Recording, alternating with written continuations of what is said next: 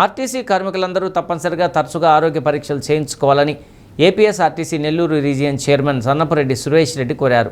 పర్యటనలో భాగంగా ఒంగోలు విచ్చేసిన ఆయన ఆర్టీసీ గ్యారేజ్లో సిబ్బందికి నిర్వహించిన వైద్య శిబిరంలో పాల్గొన్నారు. కార్యక్రమానికి విచ్చేసిన ఆయనకు రీజియన్ మేనేజర్ సత్యనారాయణ సిబ్బందితో కలిసి స్వాగతం పలికారు.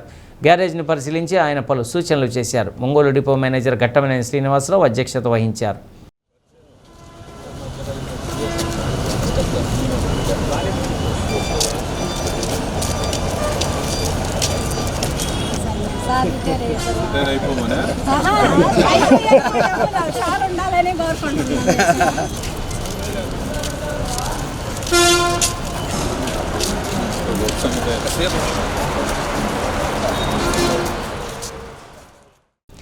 ఆరోగ్యం పట్ల సిబ్బందికి అవగాహన లేకపోవడంతో గత ఏడాది 277 మంది అనారోగ్య కారణాలతో మరణించారని చైర్మన్ సురేష్ రెడ్డి తెలిపారు.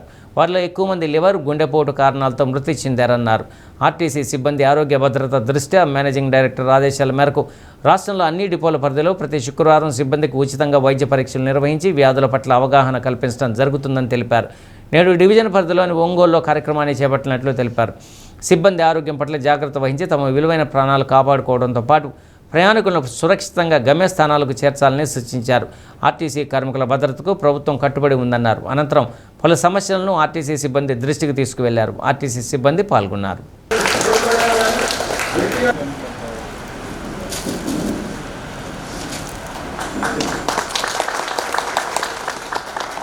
చేపట్టుకోవడానికి కూడా ఇబ్బంది పడేటువంటి డాక్టర్లు కూడా నేను చూశాను. అది మంచిది కాదు. మన మాట తీరుతోనే వాళ్ళు చాలా ఇబ్బందులు ఉన్నాయి. ఇందాక మన వాళ్ళు చెప్పింది అంతా సార్ మమ్మల్ని ఇలా ఏసీ బస్సులు పెట్టేటట్టు మనం ఉన్నాం.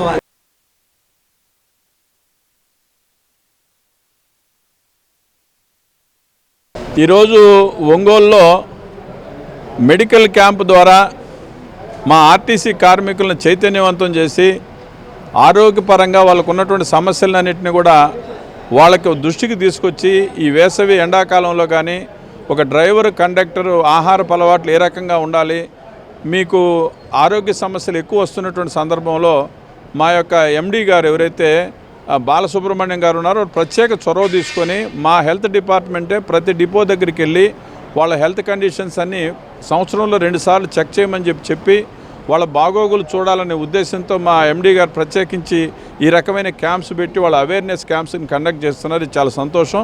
కాబట్టి ఆ రకంగా గతంలో ఆర్టీసీలో ఏదైతే ఉందో ఒక ఆర్టీసీ కార్మికుడికి ఏదైనా ఆరోగ్యం బాగలేనప్పుడు ఎంత ఖర్చు అయితే అంత మా డిపార్ట్మెంట్ నుంచి వచ్చేది వాళ్ళకి. అది ఇప్పుడు గవర్నమెంట్లో కలిసిన తర్వాత లేదు. దానివల్ల ఆరోగ్య సంబంధించి చాలా ఖర్చు పెట్టుకోవాల్సి వస్తుంది. అందరు కార్మికులు కూడా నష్టపోతున్నారు. కాబట్టి ఈ విషయాన్ని ప్రత్యేకించి ప్రభుత్వం దృష్టికి కూడా తీసుకురామని చెప్పేసి మా కార్మికులు అడిగారు. తప్పనిసరిగా దాన్ని తీసుకొస్తామని చెప్పడం జరిగింది. ప్రభుత్వం యొక్క ఉద్దేశం ఏంటంటే ఎలక్ట్రికల్ బస్సులు, ఏసీ బస్సులు కూడా తీసుకొచ్చి మొదటి దఫాగా ప్రైవేట్ శక్తులు వచ్చినా కానీ మనకి ఖర్చు లేకుండా మంచి ప్రయాణం అందించాలనేది.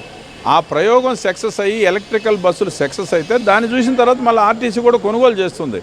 అంతేగాని మన ఎంప్లాయీస్ని ఇబ్బంది పెట్టి ఏదో చేయాలనే ఉద్దేశం కాదు.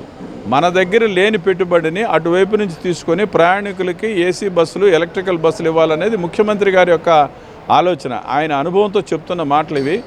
అయితే మన కార్మికులకు ఉద్దేశం ఏంటంటే మా నిష్పత్తి దెబ్బతినకూడదు, అవి మా చేత నడిపించాలంటున్నారు. అవన్నీ ఆయన దృష్టికి వస్తాయి.